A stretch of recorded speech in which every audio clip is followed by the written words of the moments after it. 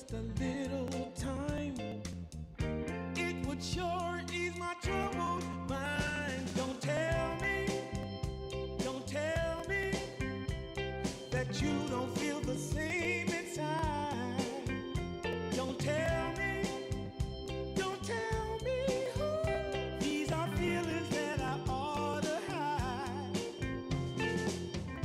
I don't care where you came from, just tell me where you wanna go.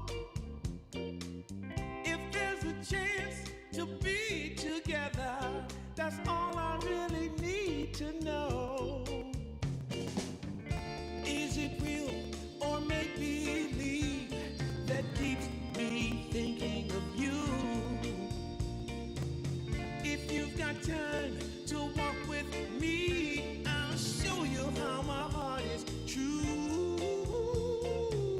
And here I stand, waiting for you. Tell me, baby, what I gotta do. Don't tell me that you don't feel the same inside. Don't tell me who. These are feelings that I ought to hide. Don't tell me that you don't feel the same inside. Don't tell me who. These are feelings that I ought to hide.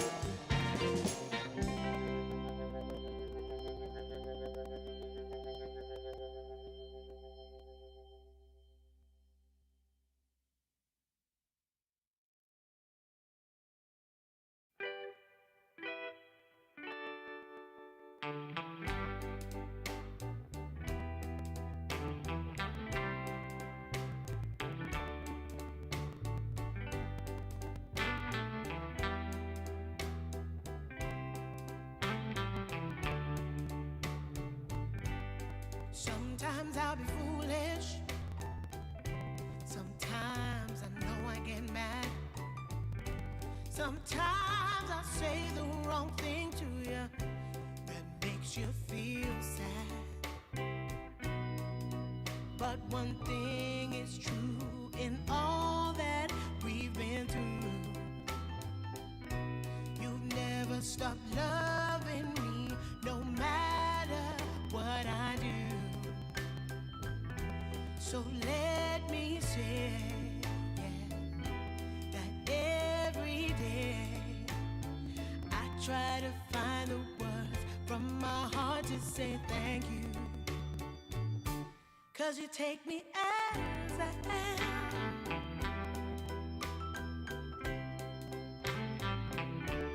You take me as I am. Oh, baby. If you stop loving me, well, I would understand. But I won't take you for granted, no, no. When you hold my hand, your love makes me feel that I could fly to the moon. Not even the birds above can sing a sweeter tune. I needed to say that you find a way to make me feel anew. And I want to say thank you, 'cause you take me as I am. Oh, baby, take me as I am. Oh, Lord, take me as I am. Oh, take me. Oh, take me. Yeah, take me as I am.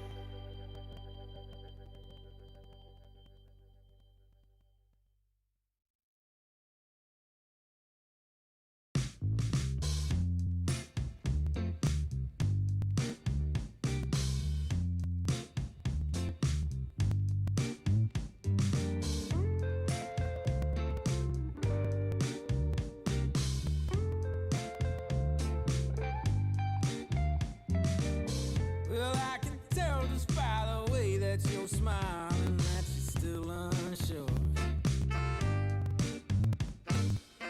And I can tell just by the look in your eyes that you've been hurt before. But baby, no one can promise you forever. Right now I only know that we should be together. Because it's now or it's never, so won't you take a chance on me? Well, it's fine if all your previous guys, they made you run away. You can bet you'd only have one regret, and that's if you didn't stay. Walk my way.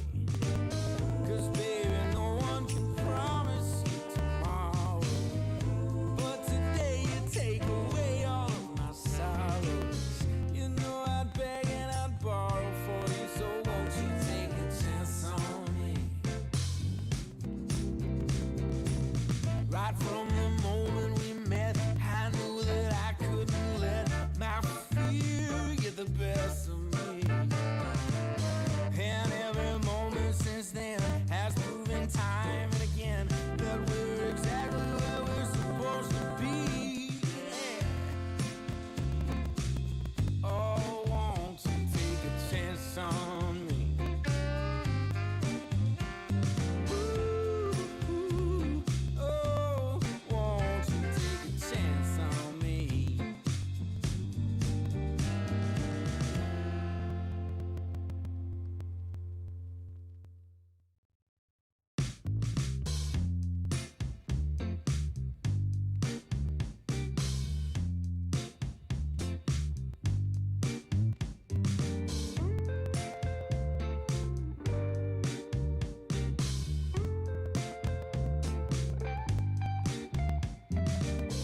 Well, I can tell just by the way that you're smiling that you're still unsure. And I can tell just by the look in your eyes that you've been hurt before. But baby, no one can promise you forever. Right now I only know that we should be together.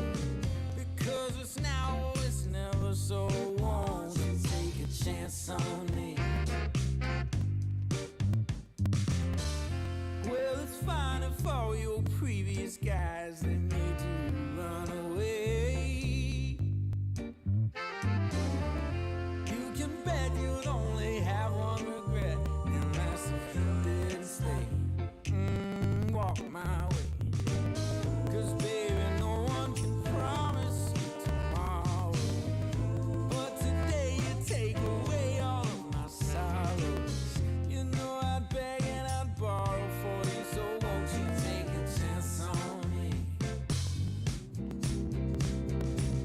Right from the moment we met, I knew that I couldn't let my fear get the best of me.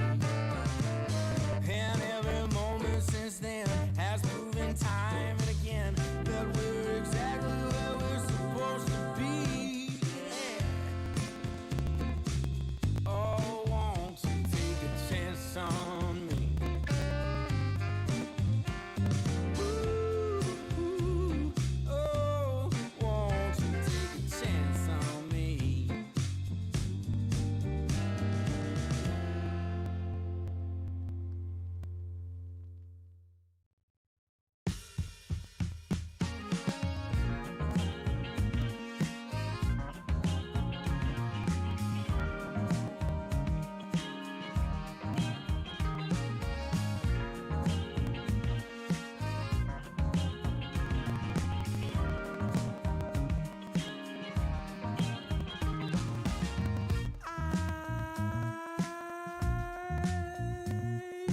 My eyes are closed so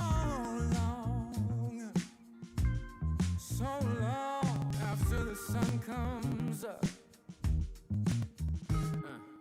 We do a dance in the dark, down the hall, pictures fall, even the neighbors call.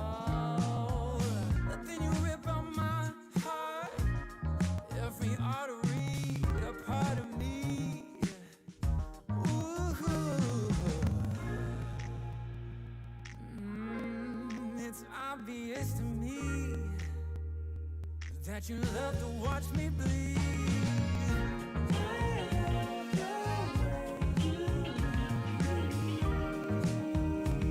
But not half as much as I love when you leave. I hate to see you lose, but I love to watch when you're walking away from me. Walking away from me. Yeah, yeah. 'Cause I could be anything you want. I could be anything you need. Baby, tell me it's something real, and I'll give you everything. Every now and then wicked smile. You know I can't help myself. They play around with me for a while. Keep tearing me up until there's nothing left. Ooh, it's obvious to me. Yeah, you love to watch me bleed.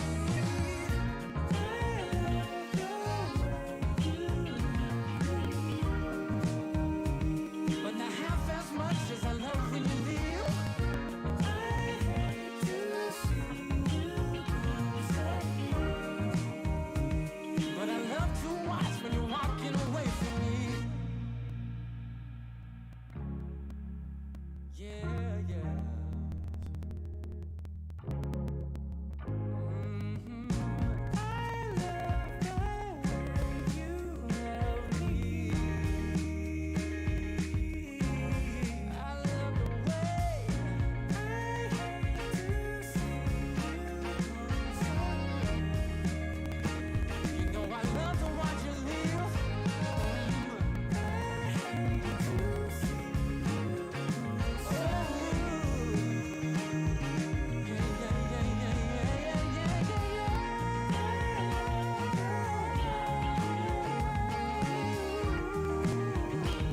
'Cause I love to watch you leave. Oh, I hate to see you lose. But I love to watch when you're walking away from me.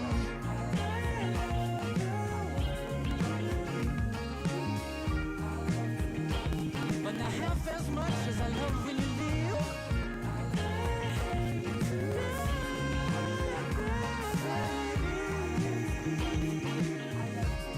When you walk away from me.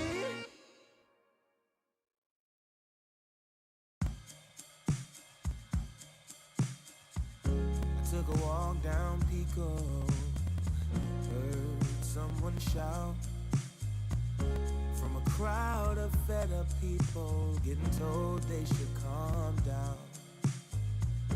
Didn't wanna fight, but the tears that fill their eyes are brought by the people sworn to preserve their rights. Oh, how could you not see it all coming? Stuck in our ways and running out of time. Time to change. We've got to at least try. But what will they do? Ladies and gentlemen, welcome back. We've got another day here for DreamLeague Division 2. I did lie to you yesterday. I apologize about that. I said we were going to have 2 series today and would be starting earlier. This time we're starting still at the same time that we did on the day 1. We just have 1 series, unfortunately. So a little bit of swap rounds. We had some scheduling with all the other qualifiers going on. Those games are going to be played at a later date. Today, we just got 1 series. It's the North American boys on the Bug, taking on the boys on Kalmychata as well, who we saw yesterday. Yeah, Kalmychata, hype team, not gonna lie. And NA's Last Hope, Boris, and Nihilate. Let's see how it goes. I'm excited for this one. It's NA versus Russia, I would say, battle. Gonna be interesting. Yeah, definitely. And of course, we can speak about Kalmychata a little bit more, considering, again, we covered that series yesterday, but we'll start with, you know, we can start with the Bug and with their performance on day 1. They just had 1 game, unfortunately. They did drop that in 2-0 fashion versus Zero Tenacity, who I do think also are probably going to be one of the teams, I think, competing towards the top. I think they've got some really good solid names on that team, and expecting some pretty good results from them. So I think it's a difficult opponent for the Bug. And one thing to mention that when I was just quickly taking a look at the draft, I don't know if you saw Ace, but both game 1 and game 2, they first picked a Dragon Knight. So no success with it yesterday, but very interesting kind of strategy, and at least how they want to try and play with it with the DK first phase. Yeah, I mean, 2 games, both of the games were stomps basically, but on the second one though, they were able to at least survive a little bit more. The DK, it seems that it worked in a certain amount, but the Darkseer off lane did not work out for them. Let's see if they do different things for the drafts today, because yesterday they were not clicking. Like for 24 minutes game, the first one, it was big stomp. Yeah, that it was indeed. And tell us a little bit about Kalmychata though, with the series that we saw yesterday. What were you impressed by with those 2 games? Firstly, I mean, first things first, their team dynamics is amazing.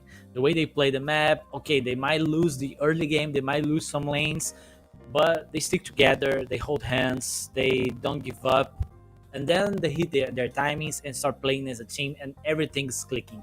Saw pre-rejects going for some crazy plays, some crazy team fight drafts, but not working out at the end, because Kalmychata, they were just grouping, they were doing everything in the right way, they were tackling different angles when approaching team fights.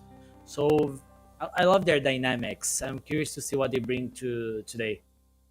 Yes, same. So we'll see what the differences are going to be, and do we get the win range of position 4 again as well? Because this was something that I've seen so far with like some Eastern European position 4s that they will sometimes just go for their comfort. Like if there was one team I'm trying to remember in particular that I think it was, oh man, who was it? Anyway, it doesn't matter now, but it was just like one of the games, the qualifiers, he was like picking Lion in every single game, and that's all that was giving him. And maybe this is another similar case where if this is a comfort and this is the hero that he just wants to play, then we may see win range in almost every single game from him.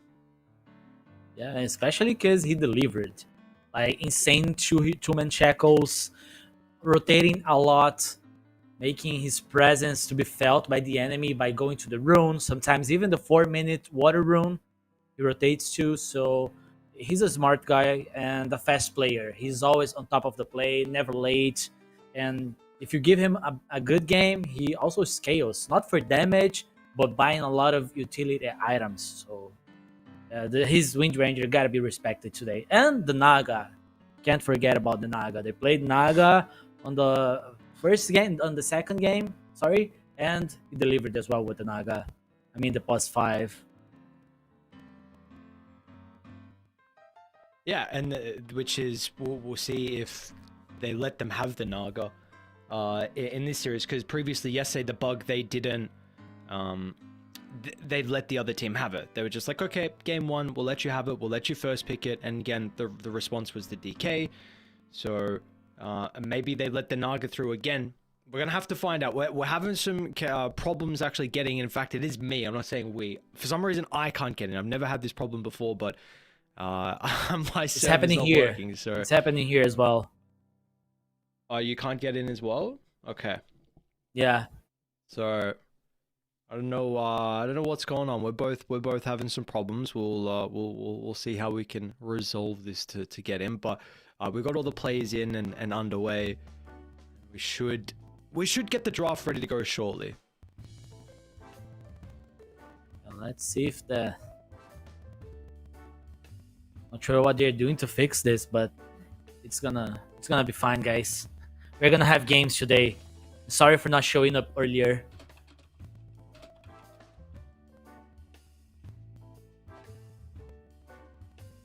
We should get ourselves in. So we're just trying to work this out. So ain't gonna be too much of a problem. But now I'm full focus. I was trying to work out the lobby, getting in, getting out, quitting Dota, but full focus. So again, with what we've got going on, it's a pretty long group stage a week in total, and we'll see. The bug, from what I was able to see, Boris along with the position 5. I don't particularly know how to pronounce his name. Emprian, maybe we'll go with.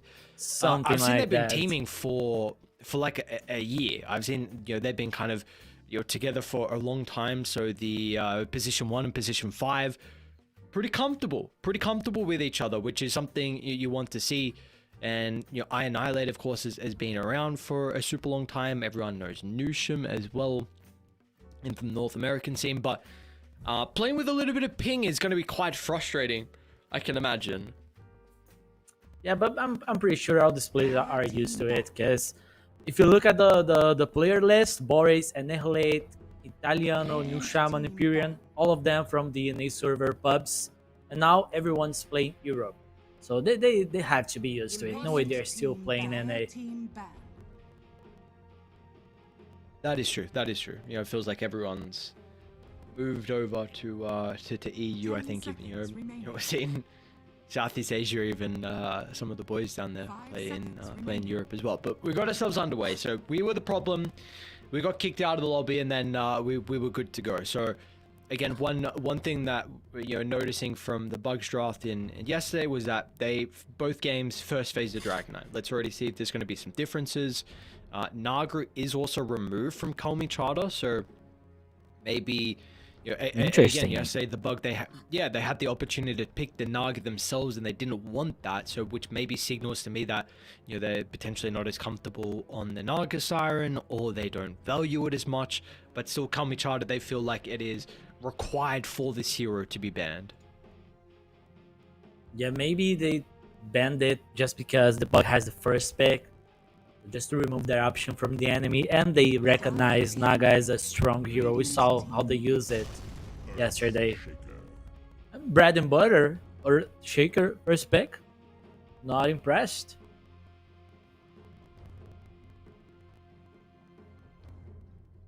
Not impressed? You don't like it? I was expecting more. Not gonna say meta heroes, because Shaker obviously a meta hero, but there's a lot of good options opened, like the Beastmaster, still a strong one. Maybe their DK, since they truly believe on the hero, as we saw yesterday, even though it did not work out for them. Maybe they understand what's going on with that. So it seems that they gave up on the DK pretty much. Alright, and we're gonna get the Warlock from Kalmychata as well. So they did play Warlock in one of their games. I think it was game 2 that we saw the Warlock from them. Was first? Was no, the game first 2. It was game one? 2. Yeah. Oh, game 2. Okay, yeah. With the jug, yeah. So, yeah. And I guess what do you make of this? Like, going for the Warlock here with this pick, where you're able to, sometimes this is a bit of a strong pick where you can protect it with at least one ban. What is the thought process with the Warlock? Team fight combo breaker, pretty much. If you have Shaker on the enemy side, you want to have some sort of combo breaking abilities, or even counter initiation, upheaval, and strong lane. So here is just full package against the Shaker lineups, especially if you have a hero that buys pipe on your team.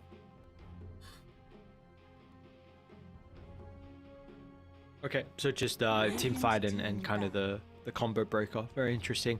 That Spectre ban is also quite interesting from the Bug, but this is just a lot of respect for Woe. He's Grandmaster Spectre player, so already when you see someone like an Earthshaker, Spectre can kind of jump out, considering, and previously with the Haunt, a little bit different now with the with the change with the Haunt being the Scepter, but regardless works really well to be able to get vision of the Shaker, and someone who heavily relies on blink initiating.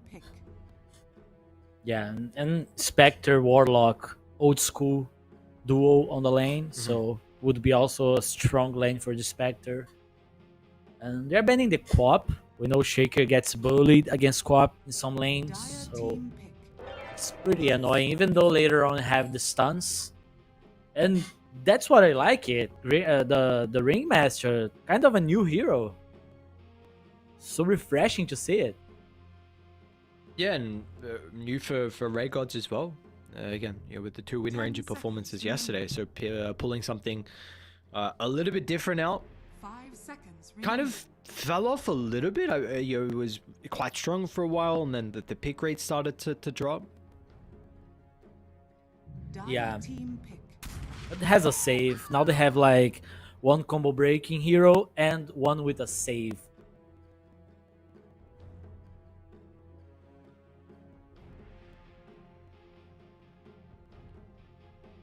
Snapfire. You already. Are you looking for like a pipe builder already for Kalmychata, like you were mentioning when you saw the Earthshaker, and now you're seeing the Snapfire as well? I mean, just so much team fight that is maybe something that we might need to see out of Encal in the offlane with someone considering about a pipe. Radiant team pick. Yeah, my issue now with the pipe buying hero is that you don't have that much damage on your supports. Warlock can do that sometimes if he lands good fatal bounce, but you better not be relying on that.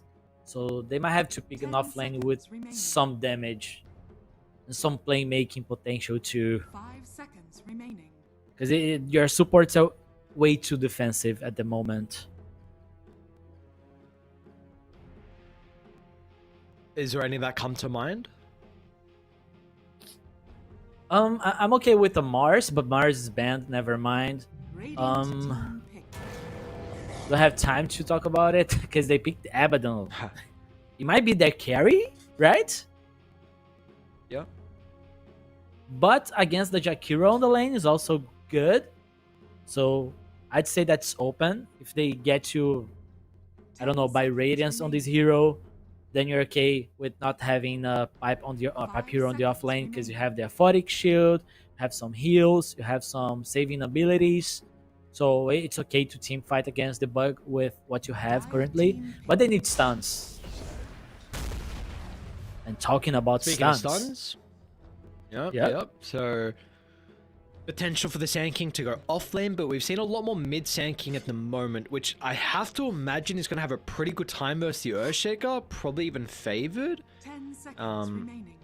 I just Yeah, I mean, looking at first TI, I mean, 2 waves. 5 seconds Yeah, remaining. first waves could be tricky because you could get denied on at least one of the ranged creeps if Shaker does well.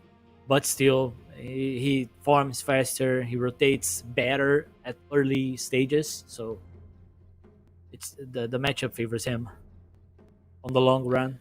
do you personally have a preference on where the Sand King goes, whether that be as a position 2 or 3? Way better at the 2 right now, especially because Jakiro is the 5. And if you pick something like, let's say, Juggernaut, Sand King will have no lane.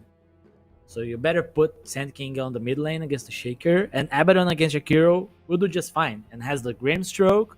He might not be able to stop the carry from farming, but that's not a big problem here because if Abaddon has space, he will scale quite nicely this game. Storm Spirit. Ooh, Okay, so I like getting some comfort, and what a pretty free Storm Spirit game, right? And a solid game to be able to go for these backline supports. You know, the Warlock, the 10 Ringmaster. seconds remaining. Ring can kind of protect himself a little bit with the box, but can still be 5 quite difficult with the seconds Storm remaining. getting in your face. And now you potentially dodge this Sand King Earthshaker matchup, which you were saying could be fine through the first couple of waves for the Earthshaker, but maybe once Sand King gets levels, we could see it be a bit of a different story. So a nice sidestep here with the Storm. they better ban Anti-Mage on the bug. I think this is a good anti-mage game, at least a good anti-mage game. Do not say a really 5 good seconds anti-mage game. remaining. You're playing against Shaker, yeah, but you have Warlock, you have Abaddon, and Grimstroke, I mean the Ringmaster to help you out. They might be able to find you while split push and all that, but you can always have at least the Ringmaster to follow you on the map. And he'll have a good lane with the Warlock. Shaker can try to apply some pressure. We know the power of Shaker's Snapfire, but I think that he'll manage to do well on this lane with the help of the Warlock. Even some rotations from Sand King. Let's see what they ban here. Let's see if we do get that anti-mage ban. You know, for Kalmychata, getting rid of the lifesteal and the troll wallet though, so looking for at least the troll in particular, like quite a strong laner to play with the Jakiro to potentially bully if it is going to be the Sand King or Abba. 5 seconds. You know, we still don't even know potentially what the offlaner is for Kalmychata. Still open.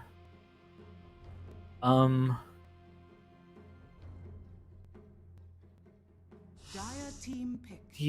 How is ban. TB here? TB doesn't look that bad for the bug, especially with the anti-mage threat. Radiant team pick. Okay, Gonna so get a Doom instead. Is this carry not... Doom, huh? How do you feel about the anti-mage now with the Doom? Now I don't know. You may now select your heroes. Okay, so it's gonna be Abaddon carry. And they will put the Sand King off lane. He might get bullied out of the lane against Doom, Jakiro. Let's see what they are gonna be able to do with that. But they favored the mid matchup in the end.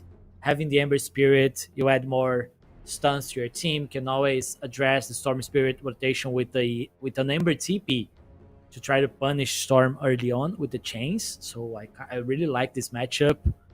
Elusive hero, but there's a lot of stuns on the bug, so he needs to be really careful, and he needs to play a really good Ember to be able to deliver here. I'd favor the bug a little bit more, but I see the dynamics on Kalmychata. We know they team fight really well, and they'll have to. But I'm concerned with their Sand King, so I think the bug will get the first one. What do you think? It's a good question. What do I think? Probably, I think I'm in agreement with just the Dire lineup, maybe a little bit easier to execute. I mean, you have... I feel like the Doom vs Abaddon matchup is very solid as well with Demon. I mean, you just pretty much completely negate the bar. Time, it is a hero that we kind of saw fallen out of popularity a little bit. As many carry Dooms, but you know, it definitely feels like there's a lot of value with it in this game in particular. So we're gonna have to find out. It's gonna be an exciting game. You know, wanting to try and claw their way back here from that 2-0 loss we saw yesterday for the bug and try and get a victory on day 2. I just want to go back to the Sand King point you were mentioning, how this is the hero that you're really worried about. How can you try and enable him? Like, how can you give Sand King at least a decent game? I think you should focus on stacks. Red guards, I mean, the first wave is not bad. It's not like Doom Jakiro will destroy Sand King on the lane, but Doom will outfarm you quite easily, and he's also good contesting stacks with the Jakiro, with the help of a Storm. So it's just one thing on top of the other. Like, the lane might not be great, and then if he relies on stacks, Dire can just contest the stacks too, so they will have to like protect stacks, place wards, stuff like that. Well, a smoke from the bug to try and contest the bounty and force a team fight, feeling like their level 1 is quite strong. A bit of an awkward position for the smoke to pop though. They will not get that fight that they were waiting for. However, Raiden are in a bit of an interesting position. You do have Ethereal wanting to poke out of the tree line, but no one stepped down the stairs and potentially enter the danger zone. So I believe we're gonna have a 2-for-2 in regards to the bounties, and yep, that'll be the case. Nothing too crazy, and we'll see how this mid matchup goes though. With the Ember and the Storm, this has been a classic matchup through like a long time in Dota where we've seen this. I feel like it's gone back and forth for some stages. I think it's been a little bit nicer for the Storm with the changes with the Facet, of course. But I feel like before the facet, we were seeing the Ember maybe slightly matched out. I do think it's a pretty skill-based matchup. What do you think? Totally skill-based. The more you play this matchup, the more you find the ways of dealing with the Storm or dealing with the Ember. You can always try to dodge the Remnant with the Slide of Feast. You can always bait the Slide of Feast. So Storm does what he just did, using the static and the hit on top of the Ember. So there's a lot of things involved, but fully skill-based.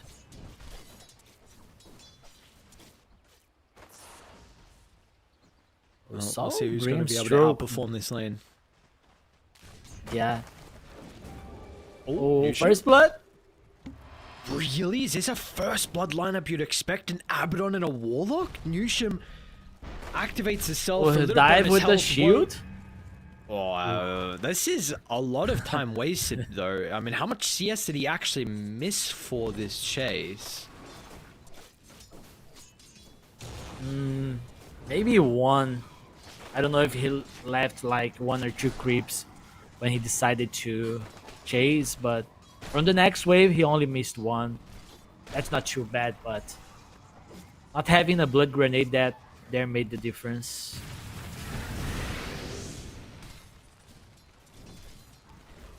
So when in the safe lane from Dire, you're expecting this lane to get a little bit more difficult? Because we saw early on, like, the Ringmaster being able to harass is exceptional with the Impalement arts. And when do you feel like this kind of changes in the lane? I think it starts Maybe now now? with level 2 onwards. Yeah. But still, look, Ringmaster. Very obnoxious hero just right-clicking you. It's really annoying to be the carry and face the Ringmaster on the lane. Try and get a little bit of Oh, damage no. with the body blocks as well from Anchor. That will be first blood. They kept him in the sandstorm long enough. And, you know, they got a full wave at the front of the tower as well. So, you know, this is really nice for them. You're getting maybe away from that danger territory where we're concerned about there could be a lot of harass onto the Sand King. But he's going to get a pretty much your full wave and another coming in shortly to be able to farm uncontested. Yeah, it turns out all you need to do is to outplay the enemy. Then you're fine. Yes. It's just easy as that, right? Yeah, just outplay them. Missed some CS under the tower. Oh, 3 in a row. But it's okay, Uncle. We're not judging you. That's all good. It looks like bottom as well. You know, we saw previously with the Earthshaker getting dived under the tower. You know, he's doing quite well in the last. It's 17 again compared to the 11. So, you know, lane has been pretty much up in the face of Atelio Gangster. You know, thanks to the Fatal Bonds, and he's been able to really capitalize on the position of the creep wave. So he's pretty happy with the start as well. Yeah, but for some reason, Abaddon doesn't have that many CS. And if you look at Shaker, he doesn't have any denies. So he's basically missing some CS here and there. I guess the Fissure, right? He's annoying to deal with.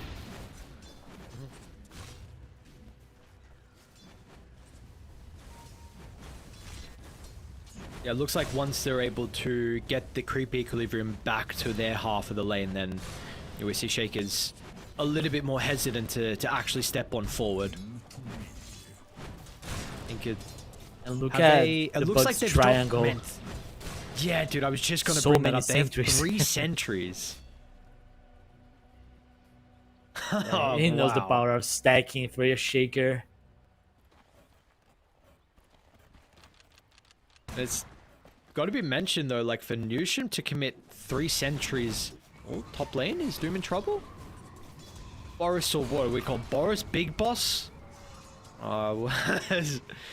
Interesting name change, but regardless, the Doom was we're getting run down with the rotation coming through from the Warlock. They're still looking to put a little bit of pressure on. They got the creep wave that they can utilize to assist with the dive. Doom was able to solve up a little bit to get some health back to assist this, but unfortunately, Emp is not going to have a similar fate. Now, Woe does go down though, so with the help of the fissure, Emp just you know, the raw damage from the Snapfire, a big kill onto the carry. They had to get this kill because Warlock was just bullying Doom at the top lane, so they had to Radiant structures at are least fortified. try to punish Abaddon a little bit, but getting the kill is just the best case scenario.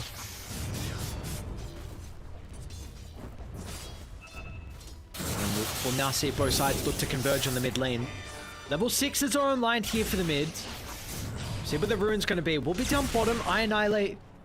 Already using the Vortex, but luckily enough for the positioning, he does have some ports nearby to offer some assistance. So with the first rune, Invis up for the Storm Spirit. Invisibility. They're still around, but I think Nushamon's trying to place a ward on Kalmychata's jungle.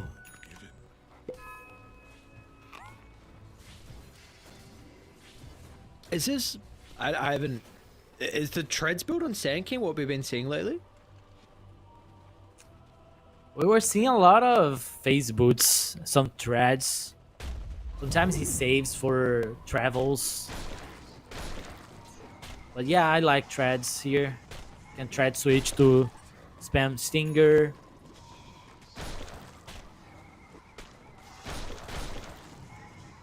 Okay.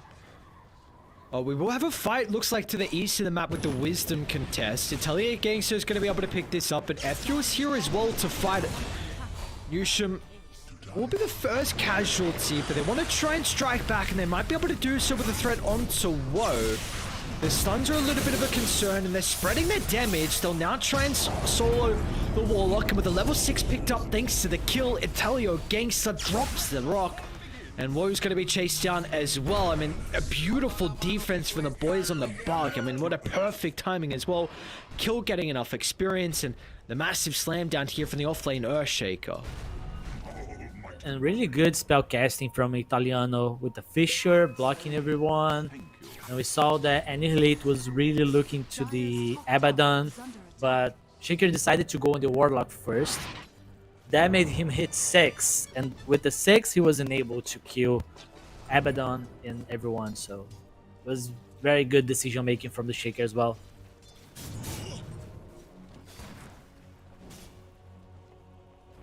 What a perfect way to be able to start as well. First Echo Slam getting some pretty big kills, especially on the Ember, and now maybe if he wants to use the second one. Top lane, pretty close to getting Boris with that first epi from Ankal, looking for a solo kill. Speaking of kills, we got one across the map. Mid Rock used 8:30 into the game, thanks to the Black Grimoire. And this is going to be a lot of damage onto the tower as well. Dire do have Glyph, which we'll see used now, but can you bring the numbers to actually defend this tower? Dire's middle tower is under Yeah, they don't have Echo on the Shaker, so he's not waiting to rotate there unless his team really asks him to do so. He's walking. Wow, they're all coming. Oh, he stopped. Doom's here as well with the ultimate. Tower's going to go down. They'll look for Nusha, but he's going to be okay because that ultimate from Boris is out. Stops the Ember from continuing to render them forward. Nusha will still go down, though. Of the Oh my illusions along God. with the AoE damage we saw from the Golem, but it's a 1-for-1, of course, heavily favoring Dire with the Ember going down. They lose their objective and some stacks as well, which is a little bit frustrating. But I Annihilate more than likely is going to get some charges here to work with. We'll see if Regots is going to be able to do enough, and he's not. Nice dodge with the zip on forward, and now they're even threatening for another kill. They're going to be cautious if they're going too far, though. The Annihilate will get it, but is he out of mana now, though, which is a concern. Soaring up in 1 second, it's not even going to matter. I Annihilate steps up the stairs to his side of the map, and Ethereal isn't able to strike back. Yeah, he got 2 kills on Storm now. Annihilate set up for a good game. Ember struggling a little bit. He really needs to get this rune. He got it.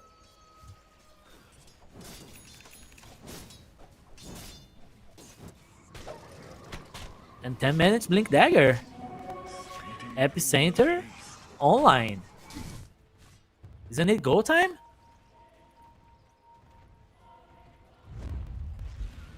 I think so. It's actually going to be Dire that are looking to smoke first, so Blink Dagger wanting to fight because what's happened in the mid lane? Atelio Gangster instantly there with the echo.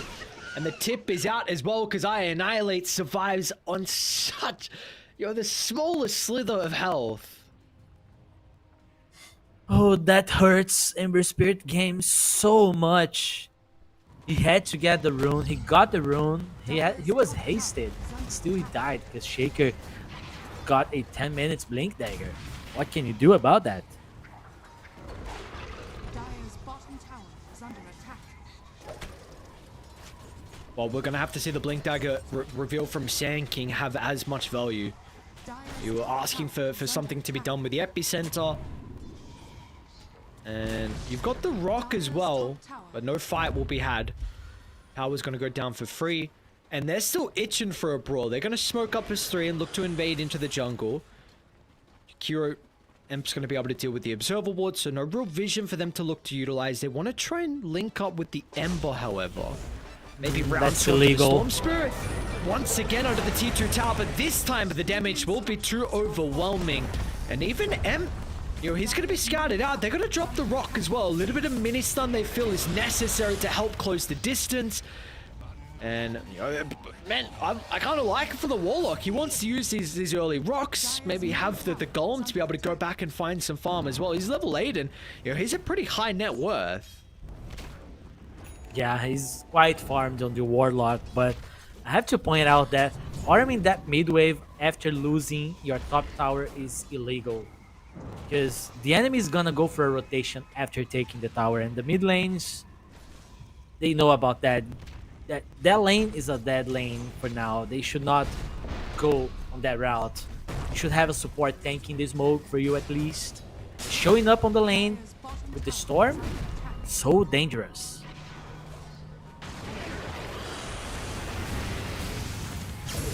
He's the one in trouble here. I know it's going to look to show up from the south, wanting to try and target the Warlock down at the moment, but he's actually pretty survivable with the shield given over to him. Yes, you got the kill, but it took too long. You burned way too much mana. The rest of the team are going to rotate. Italiano Gangster's going to look to jump over the top of the Acro Slam. That's a good for 1. But do they have enough for Ethereal as well? Shield Rune's going to be popped to the last second. Meanwhile, Italiano Gangster's still getting ran down, but he's fine. Bit of a messy skirmish. I mean, we've got all 10 Kuros 13 minutes into the game brawling towards the triangle of Dire, but it's going to be a 2 for 2. A lot of cores being killed off. And they still have Doom available. And we saw the sustain from Kalmychata's side, right? With the shield, with the heals. Storm was really struggling to bring Warlock down. In the end, he died. So they need to be really careful. You need to ask your Doom to join earlier the fight, because they could get more kills, at least the Ember with the Doom. Radiant are So far, we've had what 3 games we've covered so far in Division 2, and it feels like all those games have been super action-packed. 19 kills, 13 minutes in, and we are apparently going to continue a lot of fighting here with the 3-man smoke that we have coming out from Kalmychata, and they're looking to go to top, so they want to slow the Doom down. So he's kind of 4th in net worth at the moment, but they want to make sure that this does not continue to give him a free game, and for the Midas along with the Devour to start to add up. So a quick and easy kill with just so much damage that they have. And now down to bottom, looking to try and defend their own safe lane tower and play behind Woe.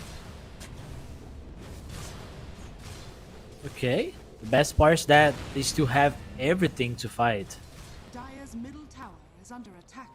So they can keep baiting the Abaddon. Okay. I was just going to say, what is the Abaddon got? But it's not going to be the Midas this game. We saw yesterday with him going down that route. So it will be the straight Radiance Rush with the Sacred Relic coming out from the Courier. They're wrapping around. They know the Abaddon is a bait.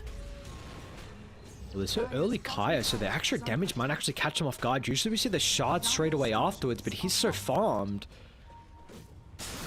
Try and find a team fight, but unfortunately they found the Earthshaker first. The Blink Initiator is going to get caught with his pants down, and now how do you take a team fight without your offlaner? What? They're gonna have everyone down bottom as well, but the Rock just connecting onto the Doom. He wasn't able to get out of range. Boris is here, but yeah, he's gonna be able to provide 0 value, and they might even go for the Jakira. We have seen they are not hesitating at all with their dives under the T2 tower, but Ethereal kind of needs to be concerned. He's going to be okay with them. Ornament Kiss is not enough to bring Ethereal down.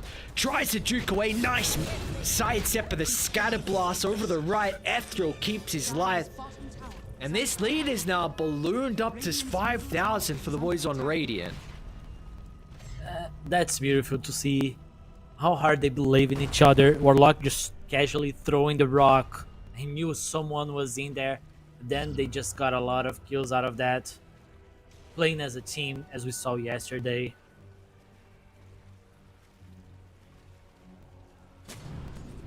Yeah, they're exceptional at these early game fights that we see. And like, look at the levels as well. Both Abba along with the Ember is level 11 and the Warlock's 10. And he's so farmed too. Like, this is... He's gonna be a problem. It's gonna be an early Solar Crest, which can really help up, especially with the Ember potentially diving, but also just the Abaddon, if you want to put him more in the front. Sand King is almost with Aghanim Scepter ready. They'll have so much team fight with that. And you look at the Bugs lineup, it's all about team fighting. Dire's middle tower is under attack. Which they have seen off the back of like some pretty decent Echo Slams from Italiano Gangster. They've been able to have some solid team fights, but how many smokes do they have on rate? They must be out after this one. And it's just smoke after smoke after smoke. And constantly brawling on this bottom side of the map. They are wanting to bully the Earthshaker as best as they can. Playing their distance, so there's no good Echo Slam. He does get away, but the tick damage from Ethereal is enough to secure the kill. Meanwhile, I Annihilate is finally able to deal with Rare Gods as well. Leaving at the Arcane Rune in the arsenal here from the Storm Spirit. So with that extra little bonus, he was able to get that zip away and not really under threat. But we are continuing to see Radiant are putting so much pressure on the map. And that was really good for Kalmychata. Even though Doom still were able to got the early Radiance, Abaddon was just free farming top. They got the Shaker kill. They are really happy with that on Kalmychata. Speaking of the I Doom, wanna see what they're gonna be able to do with the Doom now with the Radiance. Radiant's bottom tower has fallen. but what can you do? Like, he still needs some farm. Like, he needs BKB, right? They're just so much raw damage that we're seeing here with this Sand King pick. This is something that you're mentioning. They kind of had to move it to the off lane because of the Storm Spirit, but you wanted an off laner with damage, and we got it, and we're seeing it once again. I mean, just a combo with the help of the Ringmaster. Like, these two are really playing so well together. They just killed Doom. Game is getting harder and harder for Dire. I mean, Storm is ready to fight with Kaya Sanj. Middle tower is under attack. Slowing the game down. Let's see the gank on the Ember, but they missed it. Slowing the game down is not easy here. Kinda need to feed supports. I'll try to split push with the Storm and hope for the best, I guess. But I think you should try to go for a smoke play. You have Shaker and Snapfire. Speaking about the Shaker, once again initiated on. Enkow's going to try and charge up the epicenter. Italiano Gangster's been able to step over the right side. He's actually okay, so maybe a potential team fight for them, but not to be. Echo Slam is used. 2 supports already died. They've got the Doom out as well onto Ethereal, so they're going to lose the Ember as well. Woe was a little bit too late. He wasn't there instantly to start the fight, but he will be there to clean up. An early blink from him. Second item blink means he can once again jump on that Shaker. We are continuing to see. It's like, this is the name of the game. Like, just go, go, go. Get in the Earthshaker's face. His blink initiator. Make sure he can never get the perfect combos out. He was still able to secure the Sand King kill. What? I canceled the first move through the portal, and now he's not going to be able to go through a second time because of the wheel. So somehow they got the read that Boris was trying to escape through the other side of the map, but he's going to be sniped down. This is a level 12 Ringmaster pumping out some damage. Yes, supports on Radiant are vibing. Dire's 6 kills already on Rare Gods. Blink Dagger.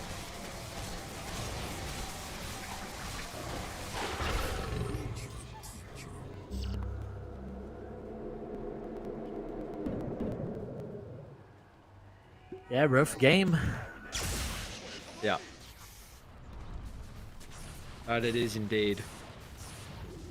So again, just going back, I mean, the team fights, let's see how different it's going to be when they don't get initiated on Dire, but it's a bit of a concern. You're playing so far behind, like even if you do find the jump on Shaker, who are you really going to be able to kill? Like this Abaddon, level 16, super survival, of course, with the borrowed time. Maybe you can double initiate with the Shaker along with the Doom. You're popping the ultimate onto him, so borrowed time is completely wasted. It's tough. Yeah, they're playing to scale here. Doom is going for Midas now. He's not going for Blink Dagger because if they felt, okay, we need to try to force a team fight with the Doom, dooming the Abaddon, let's say, they would buy Blink Dagger on Doom, but he's going for the Midas. Storm Spirit. Oh, I Poor annihilate. man.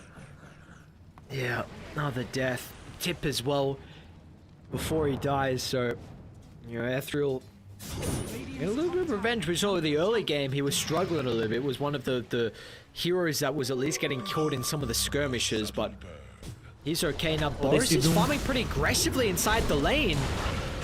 And it's just another kill given over with the cause. Like, it's okay if you're bleeding supports, but these are some massive killers that you just cannot be giving away.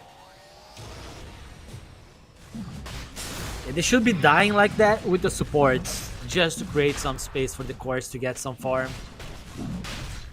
Without BKB on Doom now, they cannot do much. Sand King is zoning this game. Yeah, they're all learning. Like, they're all playing exceptionally well here from the boys on Kalmychata, and as a result, they're going to be able to take a free Roshan, or the Dire are smoking up, and they will not go directly beelining towards that Roche pit. So it looks like maybe there was an opening where they could have got there in time, but Roche will go down uncontested. Bad thing is that they still have damage to fight and to combo Jakiro, Snap, and the Shaker to get some core kills. But the later the game goes, the harder and tankier the Radiant heroes get. They're gonna get to a point that they will be lacking damage.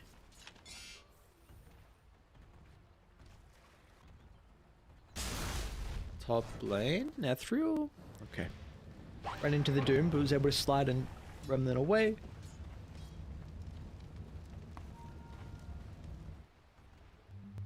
So what is the game plan here with the Ages? Well, they're looking to smoke, so they want to fight. I was going to ask you, maybe they're wanting to try and control an area and take some objectives, but fight is the name of the game, like it has been for the entirety of this game for Radiant. Yeah, I mean, you keep fighting, but you need to push these lanes while you are stronger. As you know, Dire is playing for the later portions of the game, so you need to take down every tier 2. And they're not going to get there by the looks of it, continuing to hunt over towards the Doom. Boris gets some separation thanks to the cookie, but there's just so many blink daggers. There's so much mobility on Radiant. You got 3 blinks plus an Ember. It's just so easy for them as soon as they get a glimpse of someone. Speaking of someone, Italiano Gangster caught outside south of the jungle. He was looking to try and find an opportunity to maybe turn the tides, but you know, they are one by one getting picked off. Never seen them 5 and never been the ones initiated, and it's just too late now at this stage of the game. They might even force high ground here. Let's see if they at least try to poke.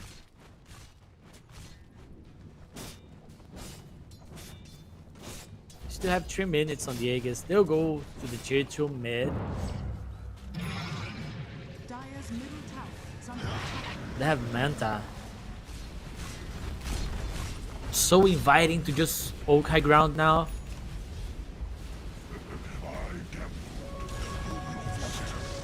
Dire's middle tower. Do you do it?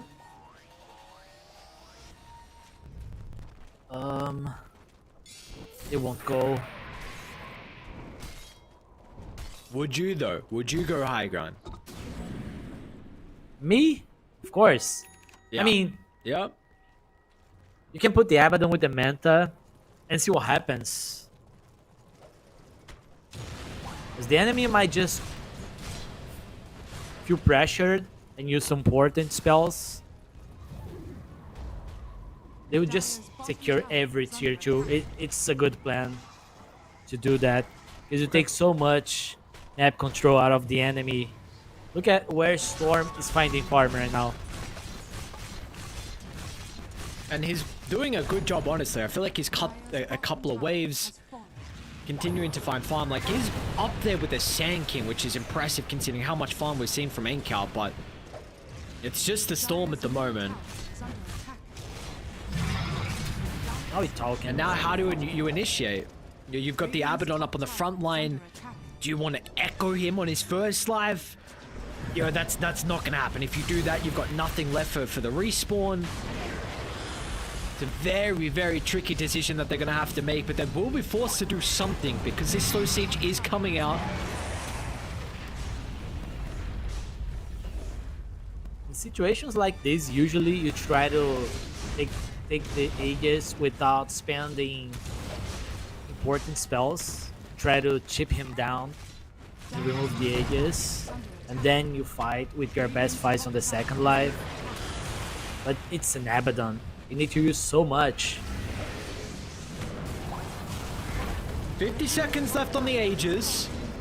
Woe's gonna pop the borrowed time and maybe stick around to get the tier 3 tower, but there could be an opportunity now. Early jump in from Ethereal. He's eyed up the Earthshaker, wanting to try and take away the blink opportunity. But you gotta get out now, right? And yep, that's gonna be the call. All remnants used. Aegis in 30. Tier 3 towers being claimed. They'll look to go back and farm up the map. Top and bottom needs to be addressed. They gained so much with these Aegis. They killed 3 tier 2 towers, 1 tier 3 tower, and a lot of map control. 15k ahead now. Hero? They got a glimpse of him running outside the base with the Observer Ward, so they're able to disengage far enough. Iron Ally, it's an early BKB as well. Concerned if there was any fallout with the will. Aegis gone with the borrow time on cooldown. They know they can all or nothing the Abaddon. And they might not even need to commit the Doom Ultimate as well, but if they don't do it, it might cost them. They still have it at the moment. Woe falling low. They're going to be able to secure the kill finally, but did they use too much for just the Abaddon? And it means that everyone else doesn't have any abilities to be concerned about. They can Remnant on over, chase down a 4th. You killed Woe, but it came at such a grand prize. And they still have Doom available.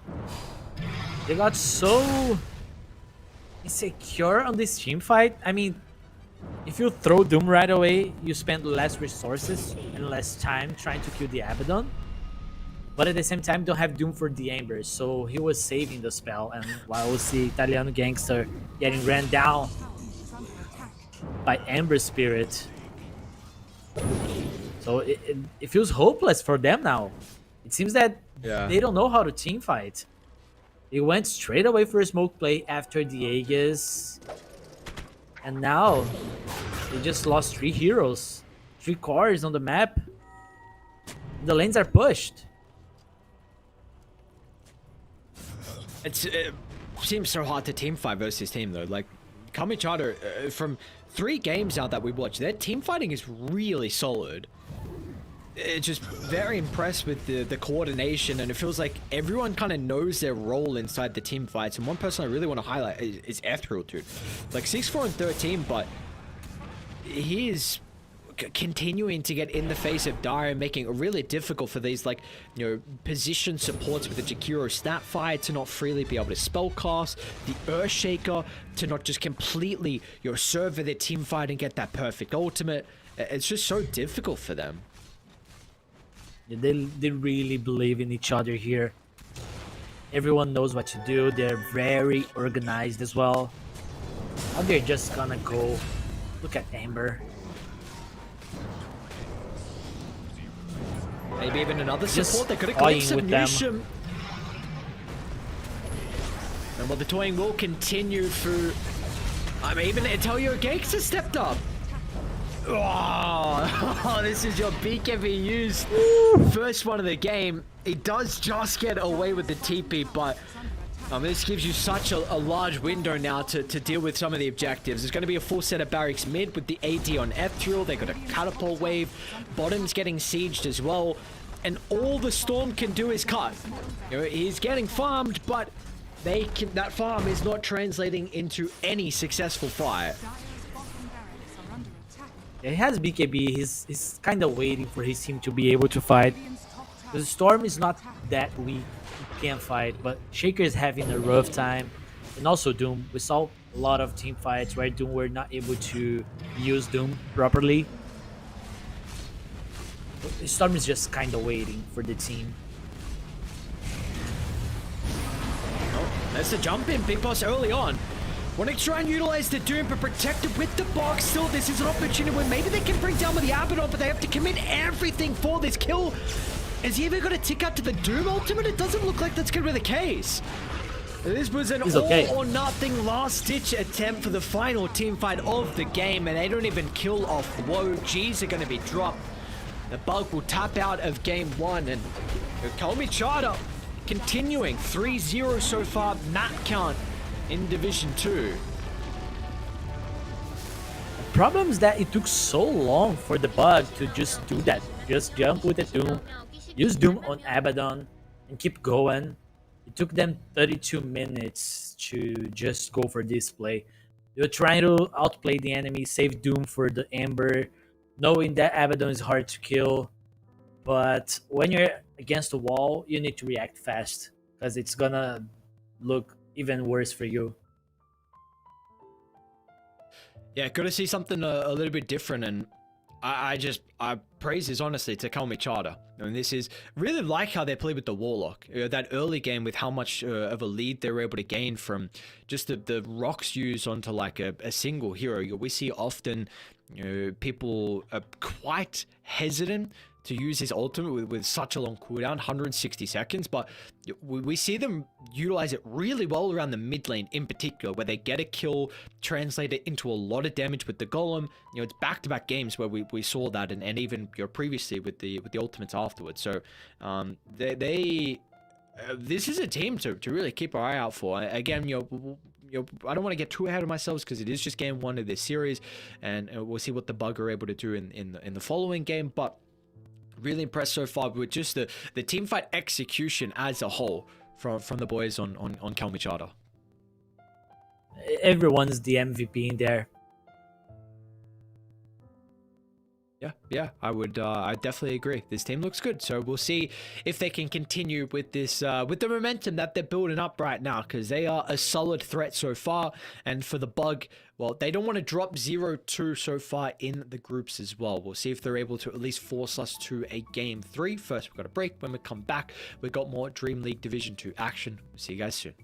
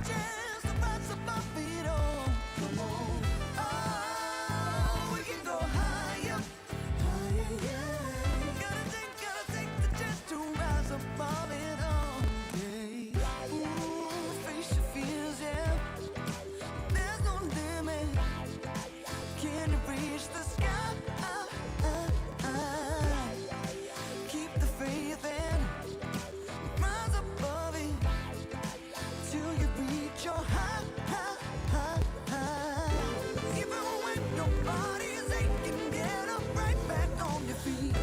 Feel the message of forgiveness as your heart begins to beat. When you feel the fire's burning, nothing left to be. Oh, baby, get your signal, no, no. Oh, you can do it, baby. You can do it, baby.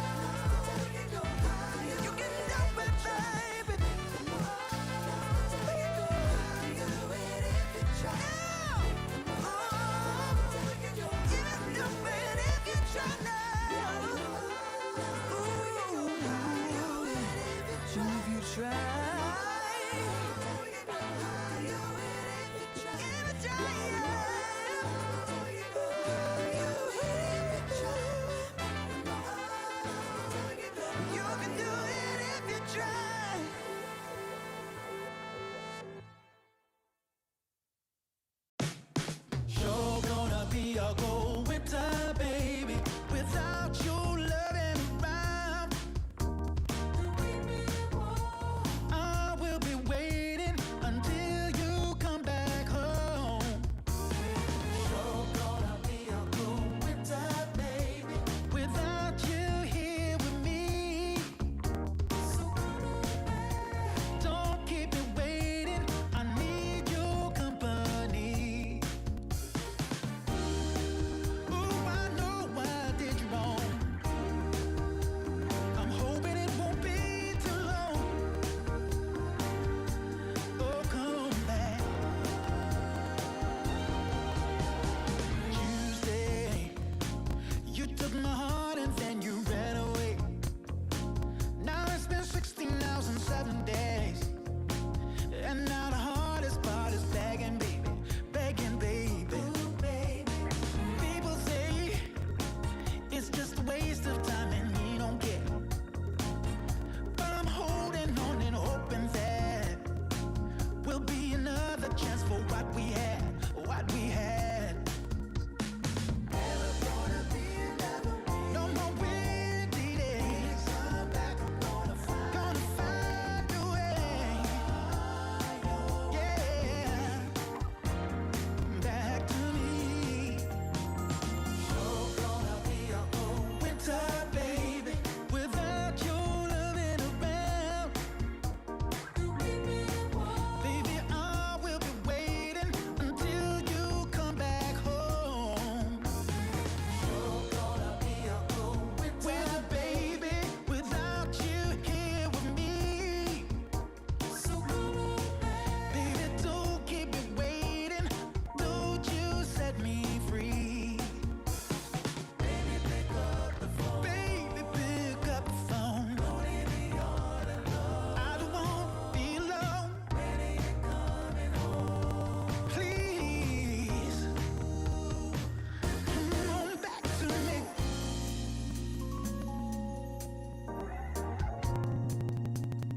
Ooh, baby. Oh, yes it is. Come on, baby. You're gonna be a cold winter, baby, without you here with me, baby. You're gonna be a cold winter, baby. Oh, yeah.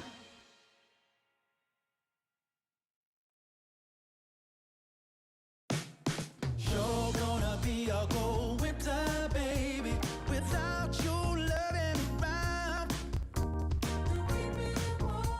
I will be waiting until you come back home. You're gonna be a cold winter, baby, without you here with me. Don't keep me waiting. Ladies and gentlemen, welcome back. We've got game 2 coming up very shortly here for season 1 of DreamLeague Division 2. We'll see what the bug can do a little bit different heading into this upcoming game. Of course, we did see, some already differences, some changes, adaptations from them, from their previous series, with them completely avoiding the Dragon Knight. And honestly, like the laning phase of the early game, we saw them be able to compete with the boys on Kalmychata, but then they kind of they got overrun, didn't they, Ace? Yeah, that was rough. When Sand King started moving on the map with the Ember Spirit, things got really rough for the bug. And even the supports on Kalmychata, they were owning this game. So the bug, they need to, I don't know, they need to be more organized when lane stages are finished. Because you need to be anticipating these movements from the Red supports. team We back. saw Ringmaster just everywhere on the map. We saw Warlock throwing casual rocks just to kill supports. And the bug was never ready 10 to stop that. seconds remaining. They need to be more ready when they see that the enemies are missing. They 5 need to seconds remaining. play around vision. They need to work on something that makes that team fighting better Team banned. for the second game. Radiant team banned. Well, let's see what that will be. But the bounty slaughter Nah got banned 10 out. seconds remaining. So I'm intrigued. Well, I'm excited, I should say, to see that Bounty Hunter slip through in one of the games and for Kalmychata to play it. I think this is almost all the games we've seen where the bounty has been removed. So obviously a Bounty Hunter team, and we'll get the Dawnbreaker taken care of as well. And Cal played it in game 1 yesterday, and they looked very good with the Dawn 5 too. So seconds remaining. what does this leave available for Kalmychata? The Radiant Warlock. team picked. There's a potential that we can see them open up with. They're actually going to go Marcy. So something that we did not see out of them yesterday. Yeah, they play a lot of heroes. It's quite hard to ban against them. You have Rare Gods playing at least 2 10 seconds plus remaining. fours and doing really well with them.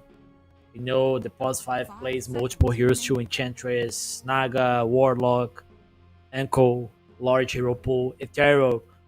This guy is on fire today, so it's kind of hard to ban the player.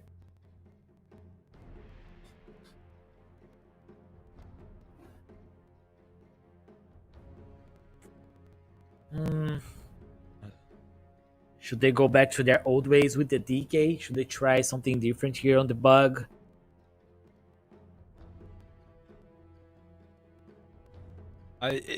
How difficult do you feel like as a drafter this is when you see the Marcy picked in the first phase, considering it can go in almost 4 roles? I think there's probably some that are better than others, but so flexible.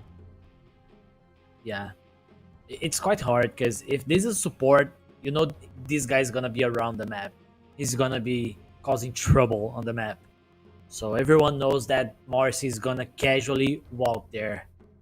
But they played it as off lane yesterday. I mean, Rurajax played it as an off lane yesterday. Sorry. So we still don't know if Kalmychata is willing to flex it in multiple roles. 10 seconds Well, we do remaining. know that the DK is going to be picked up here from the bug. So 5 back into seconds their remaining. comfort, I annihilate. Get his hero, and Dire team which banned.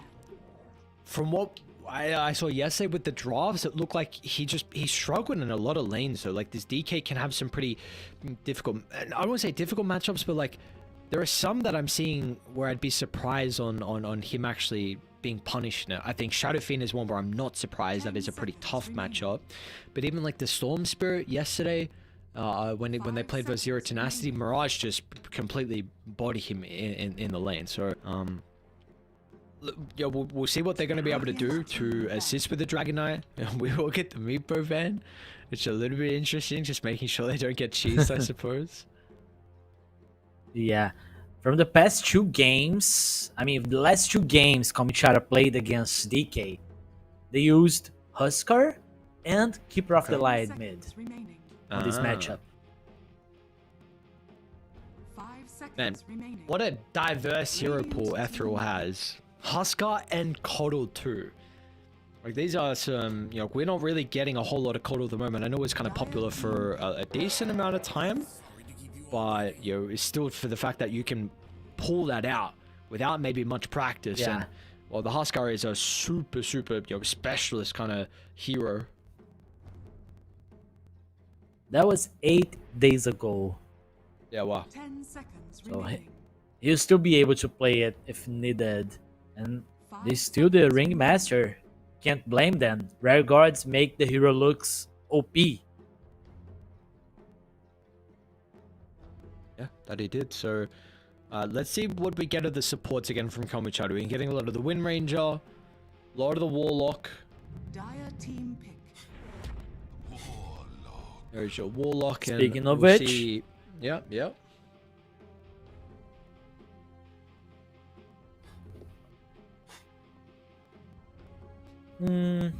Slows against DK is annoying too, so lots of value 10 here. seconds remaining.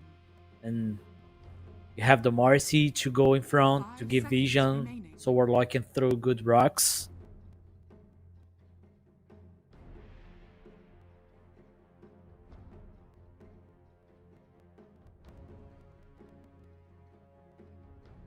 This is kind of where we need to see their draft, like at least, yeah, we'll get some more ideas and you'll confirm.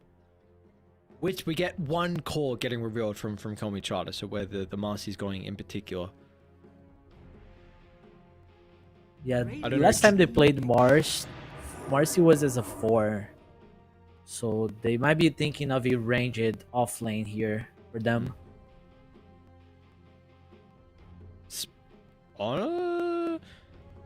Little interesting. I guess the Void Spirit can go the Spirit Vessel, 10 seconds but I believe we saw yesterday, I actually don't know if it was Kalmychata that, yeah, it was Ethereal that played it, and he rushed Scepter.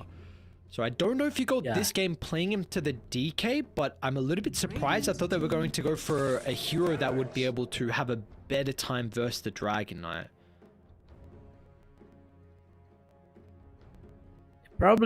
He probably thinks that he will be able to always jump Ringmaster and get kills with the Aghanim's, Sure. which is a solid plan. 10 seconds remaining. But yeah, playing against DK, now you have X2. 5 seconds remaining. It's kind of hard, but he has the Warlock Golem. So, combo breaker, team fight breaking ability. He feels safe. What do you want out of your position 5 here for the bug? If not the Ringmaster himself, I'd say something like Enchantress, Dire team pick. Pugna, similar concept. With the heals and the sustain during the fights. But they very limited damage on the bug now. 10 seconds remaining. Dire team ban. And maybe opens up the opportunity for the Enigma. So we got the Marcy Enigma lane.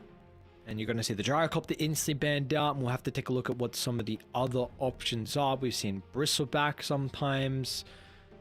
Why am I Monkey forgetting King too. Yeah, Monkey's not bad. 10 seconds remaining. Radiant Definitely team. the Troll's gyro already is that big banned. one.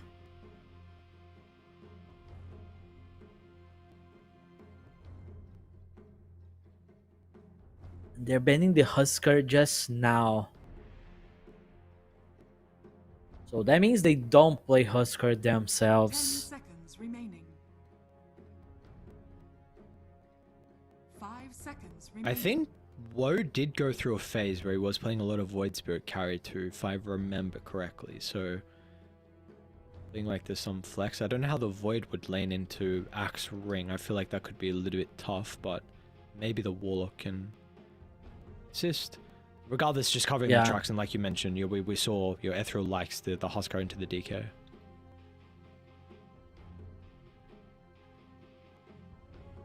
But Ringmaster Yeah. X, we know this is a really strong lane. And they're trying to protect the X now with the Monkey King ban. Really good job doing that.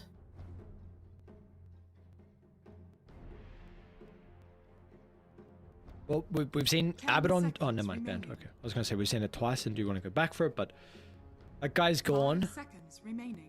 What are some other carries that you're looking at here to potentially play into the difficult Axe Ringmaster lane? Ooh. Is Yeah. this Void Spirit 1? It feels like Marcy. Wait. Last time they played Batrider Marcy, it was Batrider 3, Marcy 4. 10 seconds remaining. So, but Okay. you don't play Enigma mid here, right? 5 seconds remaining. So gotta be, I don't know, it's weird.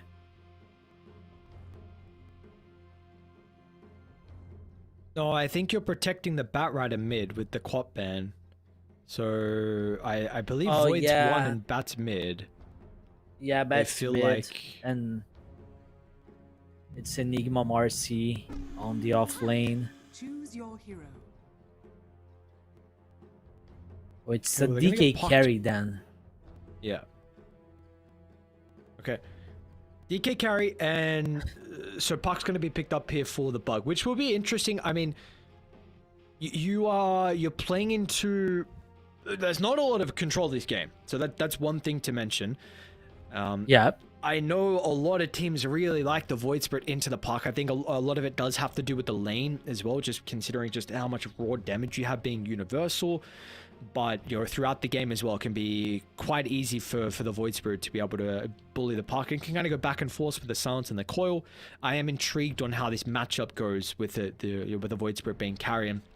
How even lanes honestly into Axe Ringmaster. Like, are you somewhat concerned about the spam we could get from like Impalement Arts and like Battle Hunger, that it might like just zone the Void out of the lane?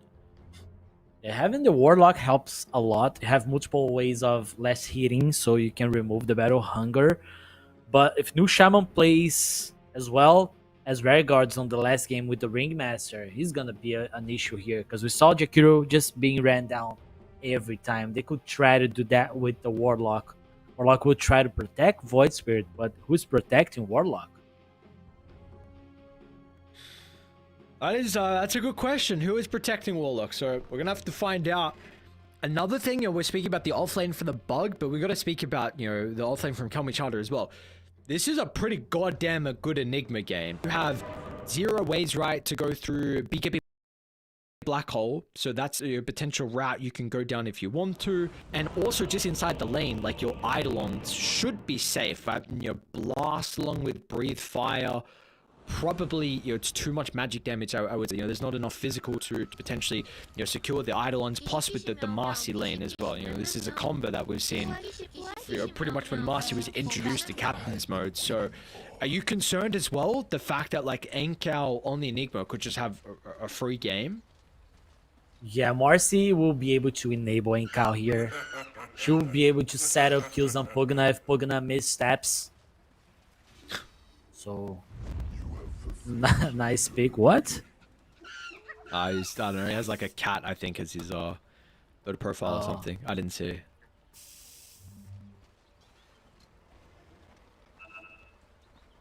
Love the spray too.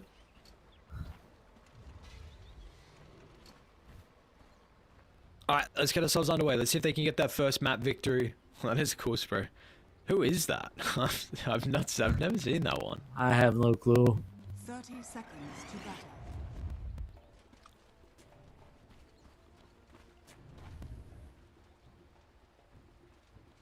And What I was just gonna ask, what happened to the axe? I feel like we were seeing this hero a lot, and then he kind of disappeared. yeah, Seb stopped playing, so Oh, I see. The battle begins. I just noticed. Is Woe going mid with the Void Spirit? Boris? I think so. Alright, well, Boris is dead. That's our first blood. And yeah, Woe's going mid, which, I mean, this is just sick. It's... Again, okay, we're speaking about it in the draft. I mean, the Void Spirit versus the Puck, I feel like it's a pretty good lane matchup. It is Void Spirit favored. And the Batrider versus the Axe is interesting, because I was a little bit worried about how the Void Spirit would actually play into the Axe +1. Speaking of +1, they got a double support down bottom, so it looks like Enigma should end up going down. So yeah, with both supports playing inside, you were mentioning like how good of an Enigma game it looks like, especially with the lanes as well, and they're wanting to at least slow him down early with the tri-lane. Yeah, I mean, anything you get here is good for the bug, especially if you're able to enable your DK. 'Cause look, Marcy already causing some issues. But I'm curious to see how this top lane will go, because with the Void Spirit in there, anything could happen. But with the Bat Rider, I'm not sure. Do they have to just skip waves from now? Can they try to play the lane? Something we never see. I guess maybe that's one of the weaknesses of the Warlock, right? With how your inability to deal with the enemy team with wave cutting. Yeah. You can try to slow them, but it's really hard. Best you can do is to aggro jungle creeps randomly.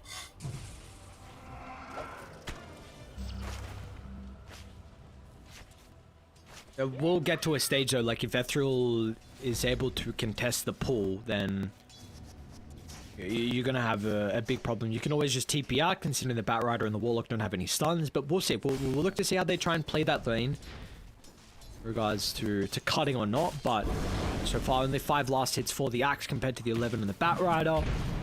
And we're seeing bottom some more aggression. Cute use of the decrypt to kind of waste a lot of the efficiency with that Malefice, so Boris isn't going to be brought down too low. Yeah, the longer the lane goes, the tankier the DK gets. So they better deal with the DK before that time comes. It might be easy to actually go into the Pugner instead. Sure, the M steps up a little bit too far forward, but it's really just you hold the decrep, anyone's going to be fine. But it's a good timing for them to put pressure onto this lane. Just that small skirmish brings Radiant down low, so Red Gods can secure the Lotus freely. And as long as Enigma is farming through all the chaos, it's really good for Kalmychata.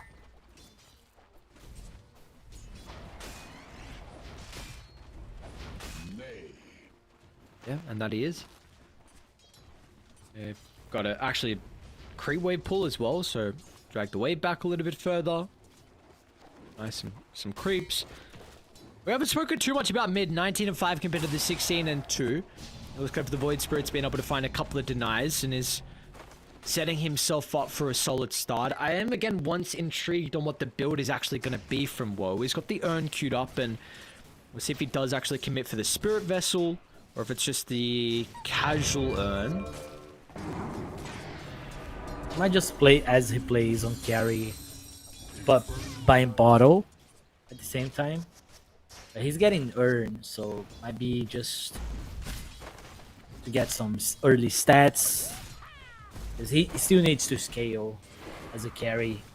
But there are 2 routes here. I see some Void Spirits buying Use Scepter against Puck, because you always have a way of catching the Puck.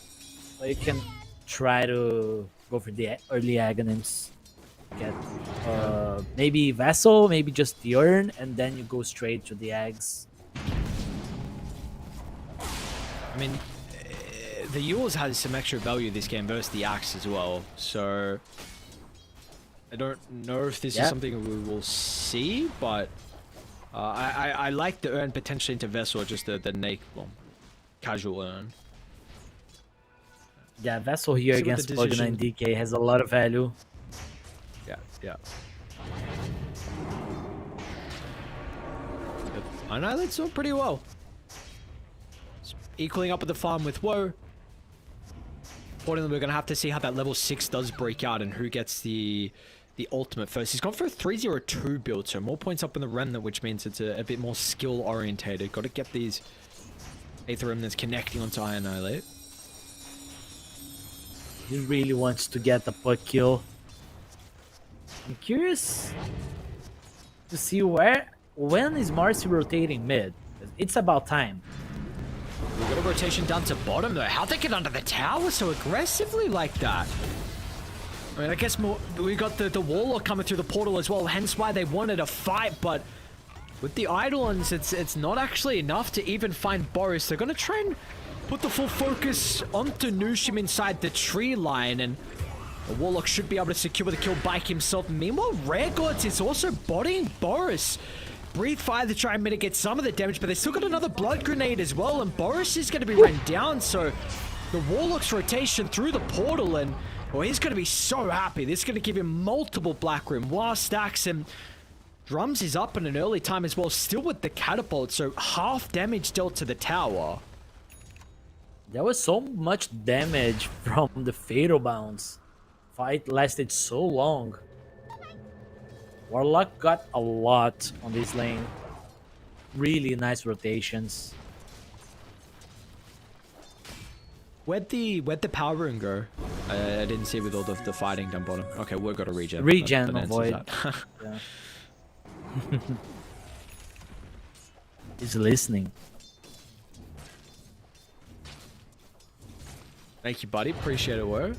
Making my life a little bit easier. Look at that. Current position. All 3 cores. 1, 2, 3 in the net worth. So the lane swap, it did work out, but the Void Spirit maybe not getting as much of an advantage mid, but in particular top lane Batrider, about a 400 net worth advantage over the Axe. Now we might be in trouble though, right at the front of the teeth, 1 tower. Great rotation. Even M's going to come through the portal as well. So just, you're playing far too aggressive, especially something you kind of can't do when you're making this play on the opposite side of the map as well. With the rock used, to secure the kill, you got to kind of play a little bit more passively to not put yourself in the firing line. And you have your +5 Warlock rotating instead of your mid lane. He's playing as a carry from the mid lane. Void Spirit's just farming.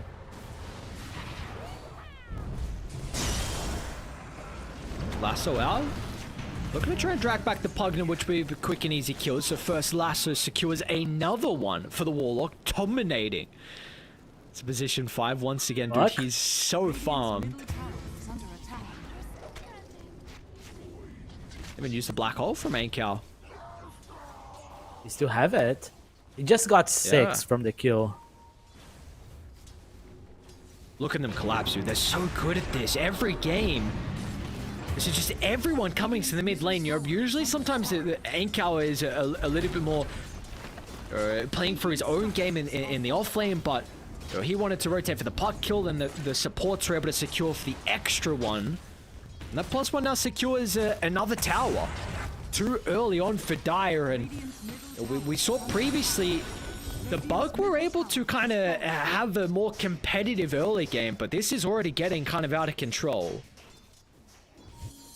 Enigma is very strong. And they need Blink Daggers on Dire. I don't know. Axe is going Blade Mail first. And DK is struggling. So their only way to fight is Puck landing good coils. See if they want to try and drop the coil onto the Enigma. There's got to be caution about the threat of the black hole. They climbed up at the moment. Will only connect onto 2, but that is all they needed. They have Woe here for the fall damage. Should be able to chase down the puck on the John. Is actually going to look for the supports instead, but now it's not looking that good for Dire. They do still get the kill onto Iron Annihilate on the other side, so at least making this engagement somewhat beneficial. But they're going to bleed a couple of kills, and these are some big ones. That Warlock 5 times killing streak for Boris, and really importantly, the most important thing is the experience that the Warlock gives over to the DK. Yeah, and a really important rotation from Big Boss. He really needed to be on that fight because it was a 2-man black hole. Everything was looking bad for his team. So he got there in time just to fix everything. And they got a lot of gold out of this and XP, as you said. Dire are scanning.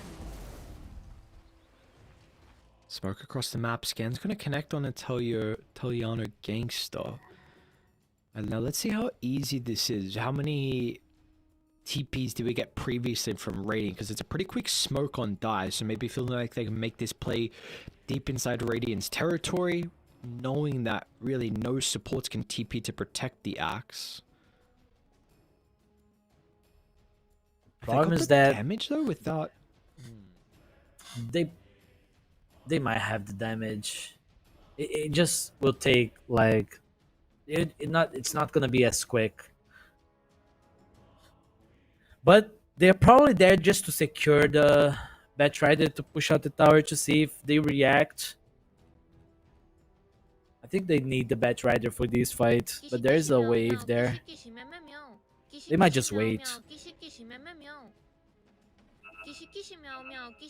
I don't know if they know, but the ringmaster pinged directly on top of their head.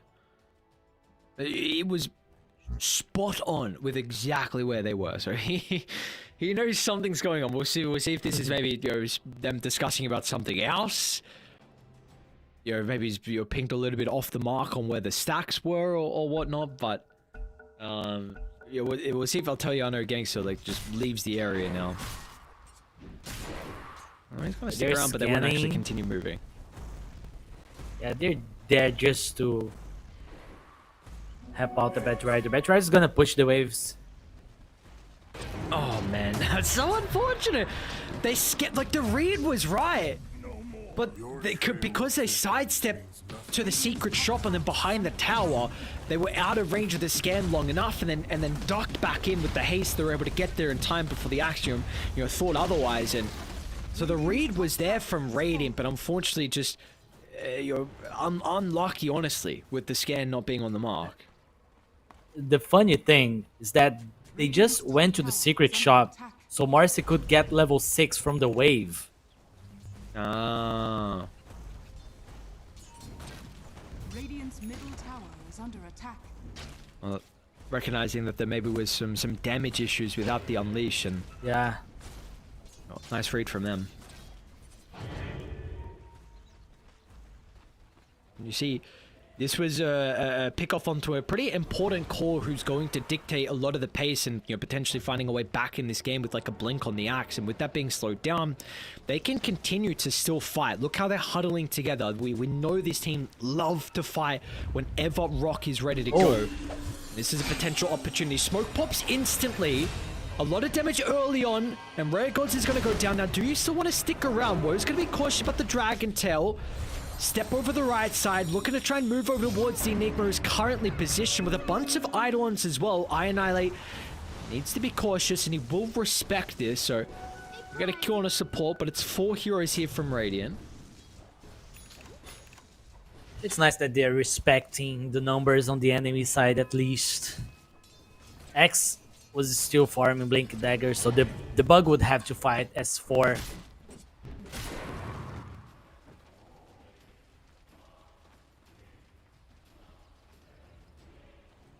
Be a while till he finds that gold for the blink after the blade mail.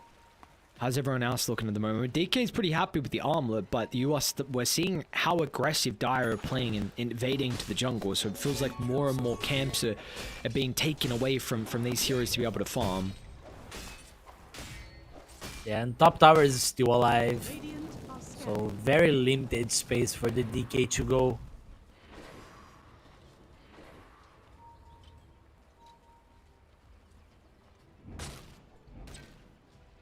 So cool about the Batrider with this change. The facet. We saw a lot of people attempting to try and make it work and experimenting with it when the new Arsonist came out. I was not really seeing a whole lot of success, but seems like I've been kind of seeing it a little bit more lately. People are still trying to find out if it is viable or not. It's still quite strong. Dire are scanning. Smoke up, whoa. We're going to enter the high ground. This time they're going to be able to get the initiation onto the Pug. Now the coil is there as a rebuttal, and will break onto both as well with the sounds. If they got the damage on the Void Spirit before he gets the jump away, yeah, they're going to find him. Nice positioning from Annihilate. Not going to be able to connect to Rare Gods, however, but this is a nice position from them to be in.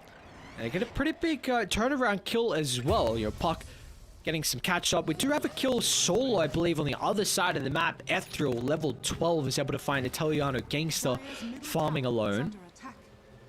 Yeah, that's a lot of damage coming from the Batrider. Hard to survive.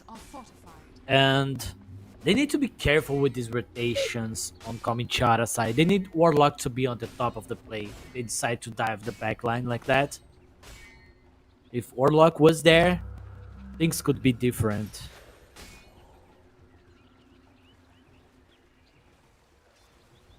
His timing is there though. Playing behind the Eidolons. See what the call is going to be from Radiant if they just let this tier 2 tower slowly get chipped down. They really, Boris can die, right? They have Spirit Vessel.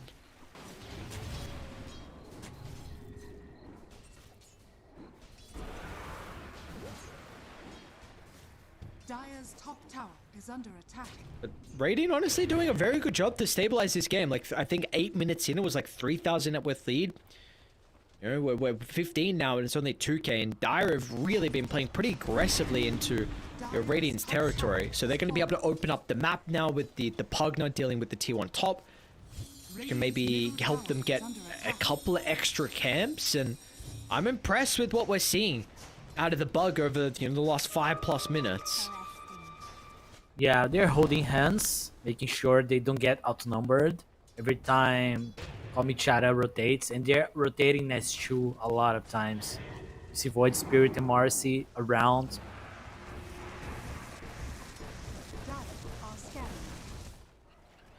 Dire's top tower is under Yeah, sometimes you would That's right, expect with they're the joining the hand body. holding. tower is under attack. Yeah, okay, Yeah. first time we've seen Ethereal actually move across the map, so there was such aggressive wards, but smoke down to bottom. They're actually going to come through the portal, but they might be a little bit too late, because the DK is starting to get initiated on.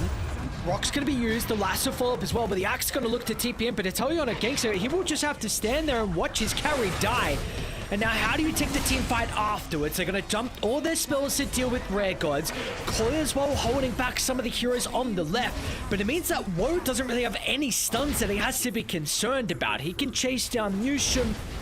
And this tower should finally be vulnerable enough for them to at least bring it down low or kill it. And Black Hole not even used. The threat of the Black Hole making them not even considering a fight after the DK dies. They really need this Blink Dagger on X. Fallen.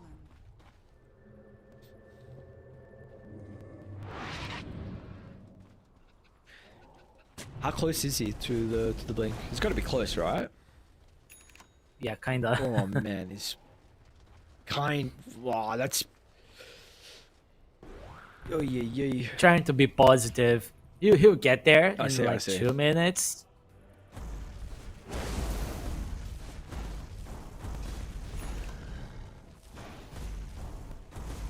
So Buck has Wow. the Blink Dagger.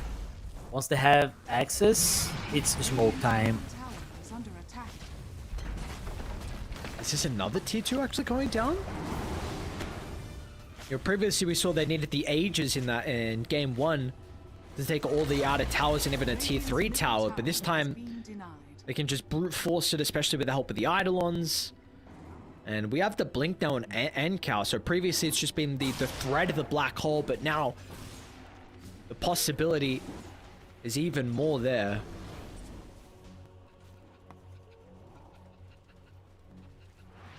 So they want to push top lane. They want to go for the tier 2 on the top lane. They know their Roche taking abilities are not that good. It takes time for them to take Roche, and enables the Bug to get a good team fight with the Axe Call, Coil, and all of that.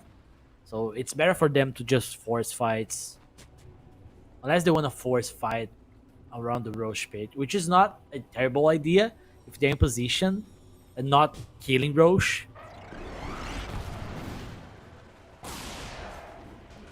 Is it actually that slow? I don't know how if the Batrider Arsonist is decent, but you got Vlads and Eidolons, maybe Bodyguard. It's just low enough for the Bug to react to that if they feel like they're strong enough. And is that an area you feel like they can succeed in a team fight with for the Bug? They have Blink Dagger on Axe now, so they better believe they can. Axe is level 12, so the threshold is higher.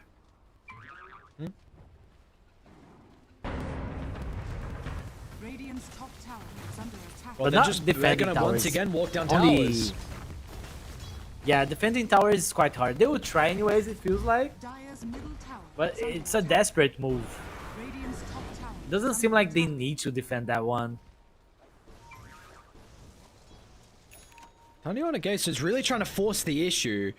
Continuing to move on forward. Ethereal's going to be late. He will TP to the T2 tower, but won't be there for the start of the team fight. They'll try and initiate on Danusian.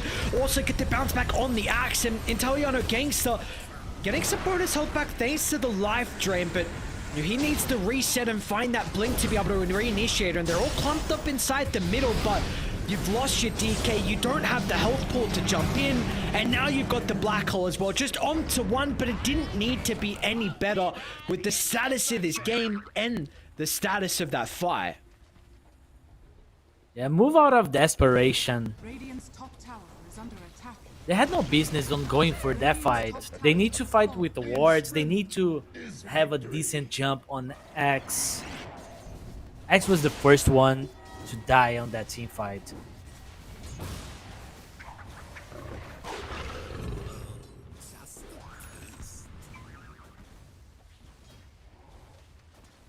Now you've got a scepter completed from Woe's Void Spirit. 12,000 net news. worth lead. Yeah, really not good news if you're the Bug fan.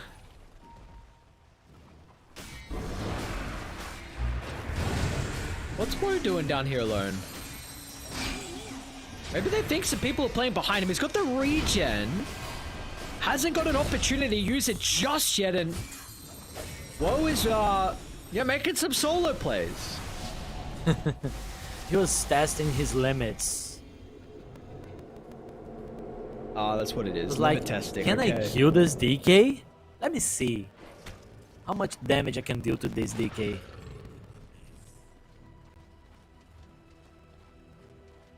Oh, he dealt a decent amount, but unfortunately Radiant are didn't have anyone else there for that last little bit of damage he needed. Regardless, Tormentor will go the way of Dire. Shard's going to be given over to the Warlock.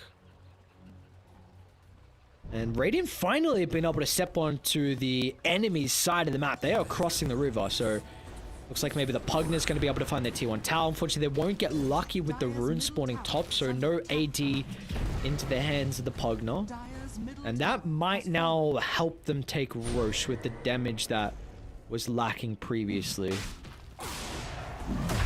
Yeah, now that they lost Void Spirit, they're gonna feel safer with the Aegis. But the Bug, they're getting more of the map at least. BKB on the DK. What else is coming? Buck's working on BKB too, but it's gonna take a while. The next, same situation. Hey, do they wanna go high ground? Chill out, whoa. Maybe they thought that the DK was going to try and farm this bottom wave. That was the remnants of the T2 tower, but he reads that something's going on. But maybe you're right about high ground. Smoke gives him an opportunity to drop the ward inside the base, and oh, they're hitting high ground. They have shard on Bat Rider, so just do it. Kalmychata Gangster thinking about the jump. They're going to be able to get the core, but it's on the Aegis carry. Meanwhile, Woe on the backline. It's a nice double silence onto the supports. I mean, that was Woe's job. We knew it from the start of the draft, and now we can go back and utilize the rune to find Boris. BKB for nothing. Yeah, you kill off the Marcy. Yes, you deal with the Aegis, but your barracks are now exposed. And this should be a free set. They're even going to flame break Italiano Gangster to stop any hope of the blink jump in, and they might even look for another set. DK is dead, and no dragon form, no coil.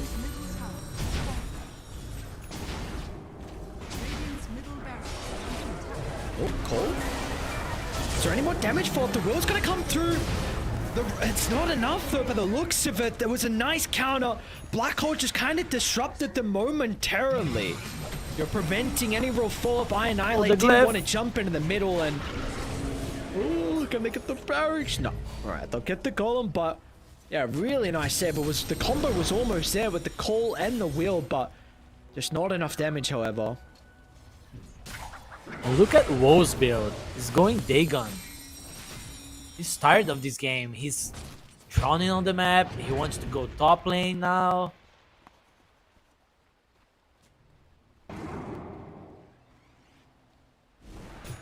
Very interesting Dagon build. Yeah, I feel like we usually see like the more your stats scaling kind of void spirits, but he's also getting ran at. Radiant, they have had enough. They just want to get out of the base and try and force a fight. Now, they're actually pretty close towards the void spirit. Are they going to be able to get there in time? No, they won't. So Woe does go down. Is there going to be any fight back? Rare Gods soloing the axe, and meanwhile over to the left side as well with the BKB used and TP out. They will not have the raw physical damage to deal with the Enigma, but they will still have it for Rare Gods nonetheless. So a 2-for-1. Nicely done. Yeah, lots of gold for the axe, but he died in the end. Radiant's middle barracks are under attack. Look at Etero, man. Andrew's just routing. Hello? Radiant's middle barracks is falling.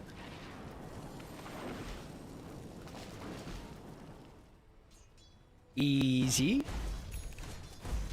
Cheesing.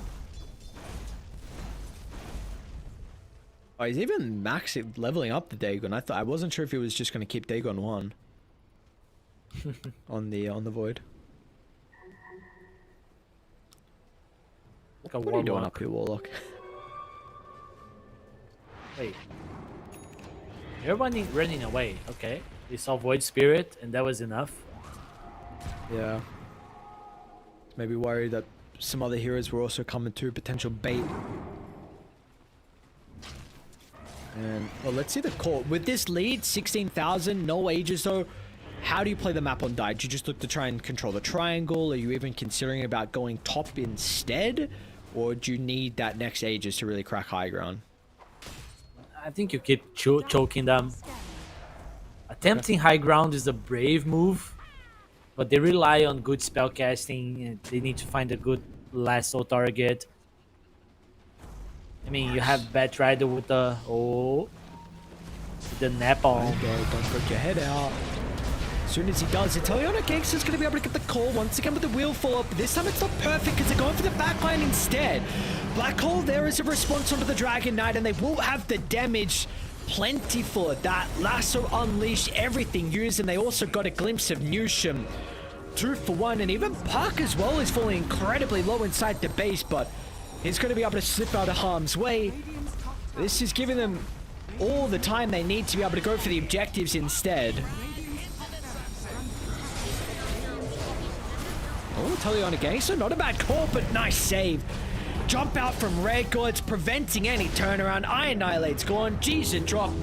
And it's another 2-0 victory for the boys on Kalmychata. And well played indeed. Annihilate called that. They played really nicely on Kalmychata.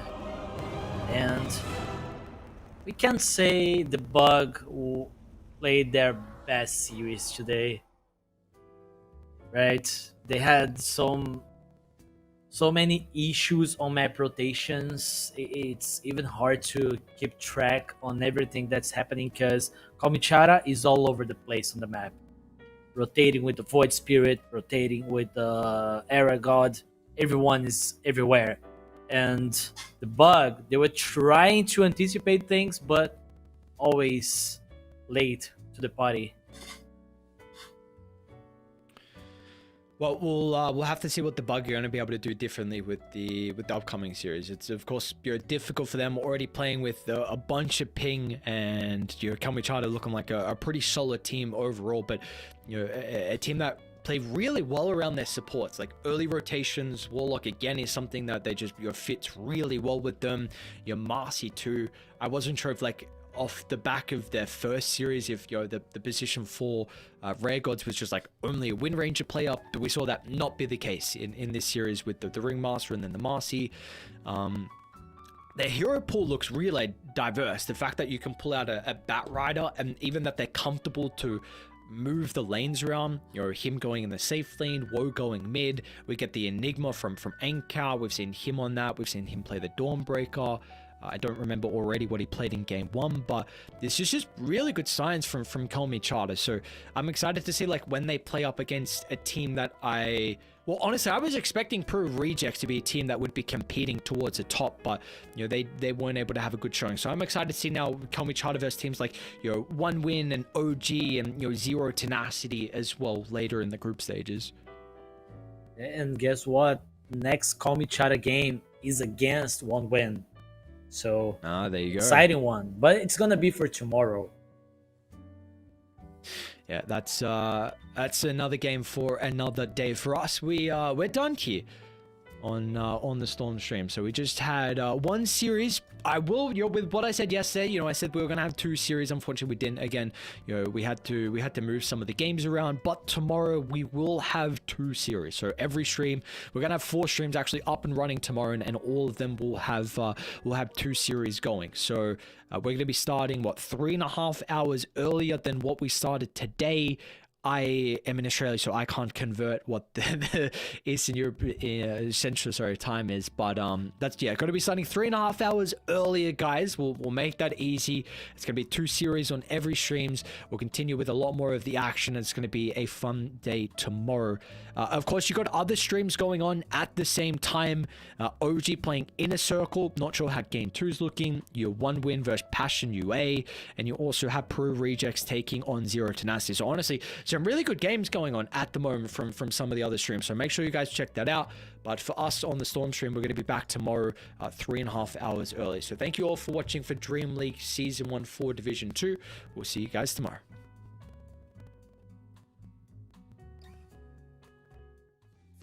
Chance on me. Ooh, oh, won't you take a chance on me?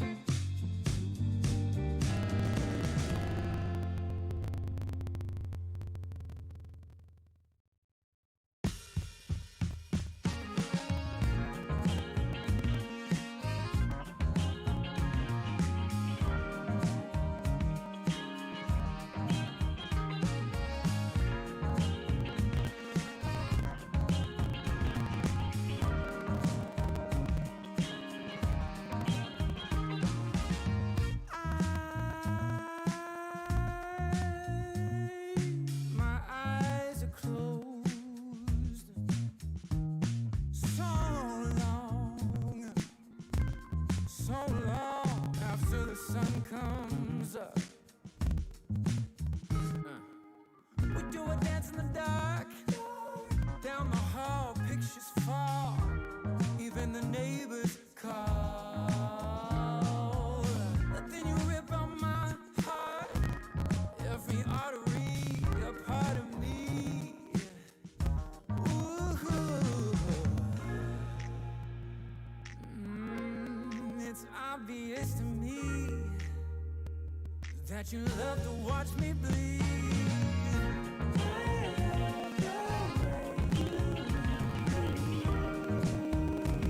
But not half as much as I love when you leave. I hate to see you disappear.